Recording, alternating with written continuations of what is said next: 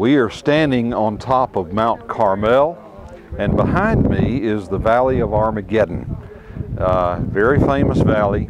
Been many battles fought there. Napoleon had his army down there, got his fanny kicked real bad over in Acre, which is a city just west of here. And so there's been a lot of battles here. Possibly the most important battle that will ever be fought here is recorded in Revelation chapter 16. It says the kings of the east will bring their armies. Kings of the east, this would be the eastern direction here. They would bring their armies here when the Antichrist forces are here, and there will be an army of at least 200 million that will gather down on that valley. The Bible says that the battle will rage so intensely that the blood will run to the depth of a horse's bridle for 200 miles. Now I want to challenge you for a moment. Guess how far it is from the brook Kidron, which is down there in the bottom of that valley, eventually rides over to the Jordan Valley, and from the Jordan Valley down to the Bay of Aqaba. Guess how far that is?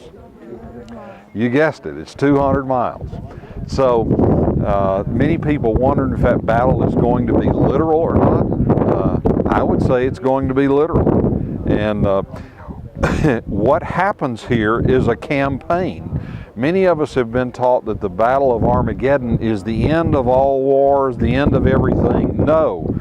The Battle of Armageddon is a battle that starts here and it ends down south at the Battle of Jerusalem. And we return on white horses with Jesus to stop that battle down at Jerusalem.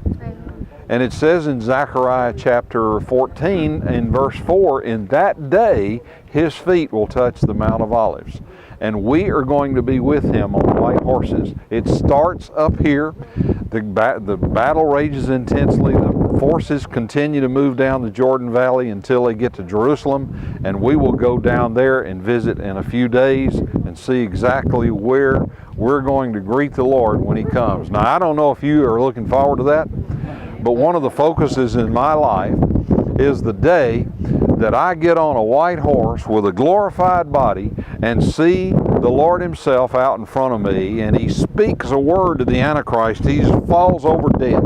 And then all of the rest of the armies just fall over dead. And, you know, somebody's wondering if God can take care of it. I think he's got it. And we are going to, on that day, ride with Jesus down through the Kidron Valley, up through the eastern gate, up on the Temple Mount, crown him King of Kings and Lord of Lords, and we will start the greatest government that the world has ever known right here on planet Earth, and we will institute that government in glorified bodies. And I don't know what you're planning on being. A janitor in the kingdom will be just fine with me. But there's going to be educators and mayors and people like that. We will institute the government. And the Bible says in Micah 4 that the word of the Lord will go forth from Jerusalem. No separation of church and state in that day. And so all of that stands in front of us. But behind me, the Armageddon Valley is the day. Is the battle, the day that all of those forces, the enemies of God, start their campaign against him, and it winds up down in Jerusalem, finally to be ended once and for all. And I'm tickled to have brought you here and show you this valley.